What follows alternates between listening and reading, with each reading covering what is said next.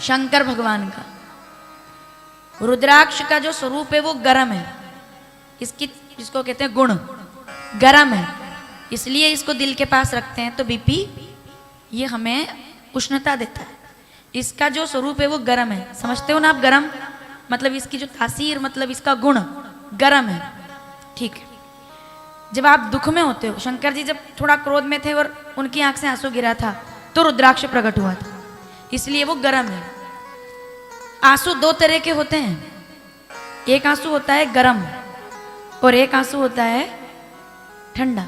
जल्दी बताओ, अब दुख में रोते हो तो कैसा आंसू आता है, और जब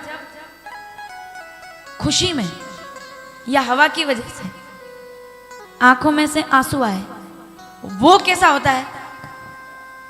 ठंडा होता है ना, ठंडा आंसू। दुख का आंसू गर्म, इसलिए रुद्राक्ष है, और प्रसन्नता का आंसू ठंडा है, इसलिए बिल्व पत्र के वृक्ष को ठंडाई का सबसे बड़ा स्रोत माना गया है।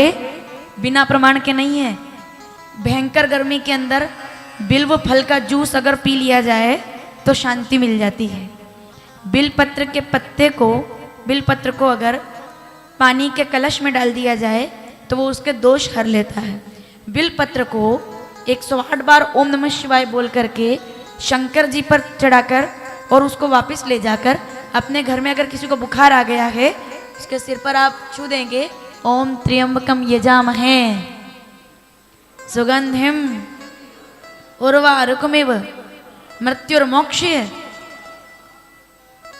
गोली अपना काम करेगी, दवाई अपना काम करेगी, पर वो बिल्वपत्र उसके बुखार को हर के और उसको शीतलता प्रदान कर देगा। ये परम आवश्यक बात है, क्योंकि और ये मैं फिर कह रही हूं उपाय नहीं है, उपाय नहीं है, नहीं तो केवल ये कर लो और गोली ना खाओ, ये मैं कभी नहीं कहूंगी। सबका अपना अपना एक महत्व है। डॉक्टर का काम डॉक्टर ही करेगा, धर्म का काम धर्म ही करेगा। एक भरोसे नहीं केवल कि ये हो गया बस ये इससे हो जाएगा काम, ऐसा नहीं। अगर इससे सब हो जाता तो ईश्वर ने ही तो सब बनाया है ना। विज्ञान भी अपनी जगह जरूरी है। हमें चंद्रमा का ज्ञान था, लेकिन देश के विज्ञान ने चंद्रमा को हमारे करीब लाकर, विज्ञान ना होता तो ज्ञान ने बताया कि चंद्रमा वहाँ है और विज्ञान ने चंद्रमा तक पहुँचा दिया हमें। चंद्रयान 3 विज्ञान का रूप है, चंद्रमा ज्ञान का रूप है। हर चीज का अपना अपना बैलेंस है, हर चीज का अपना अपना महत्व है। तो बिलपत्र को अगर ग्रहण किया जाए निश्चित रूप से वो अनंत फलदायी है। उसका कारण क्या है? क्योंकि माता पार्वती के खुशी के आंसू से बिलपत्र का प्राकट्य हुआ, गर्वे से, इसलिए गरबा खेला जाता है। अब आजकल तो क्या, हालांकि इस विषय पर नहीं जाऊंगी मैं। गरबे का मतलब ये हो गया ना कि तैयार होके जाओ, गलत तो नहीं बोल रही हूँ, सज धज के जाओ, मेकअप करके जाओ, आधे आधे कपड़े पहन के जाओ। बाबूजी बहुत हालत खराब है शहरों में, तो बहुत विधर्मी भी आ जाते हैं वहाँ तिलक लगा लगा के। उनका मकसद ही यही रहता है कि बस नाचेंगे और 9 दिन में लव जिहाद, और क्या, यही कारण है। नहीं, ऐसा नहीं हो। गरबा अपनी बच्चियों को भी भेजो ना खेलने के लिए। पहले देखो, जिस मंडप में मिट्टी का कलश ना हो और उस बीच में दीपक ना हो, उसके आसपास अगर गरबा नहीं हो रहा है तो फिर वो गरबा नहीं माना जाता है।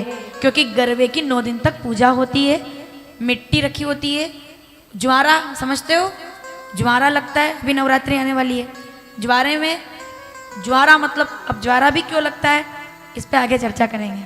हर किसी के यहाँ भी नहीं होता, वो किसी के यहाँ इतना इतना ही रह जाता है, वो किसी का इतना हो जाता है, तो बताते फिरते हमारे तो इतने बड़े होते, हाँ तो इतने बड़े। महत्व है, साधना है वो, है ना।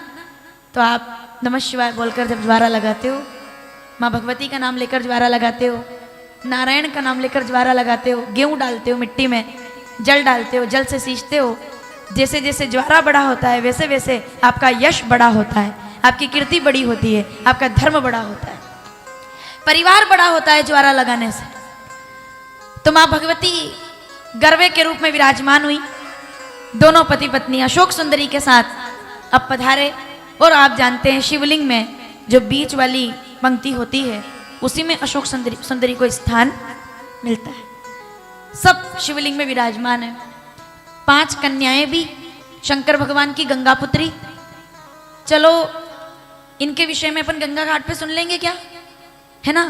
5 कन्याओं का अवतार आज हरिद्वार में सुनेंगे कि गंगा से 5 कन्या कैसे प्रकट हुई।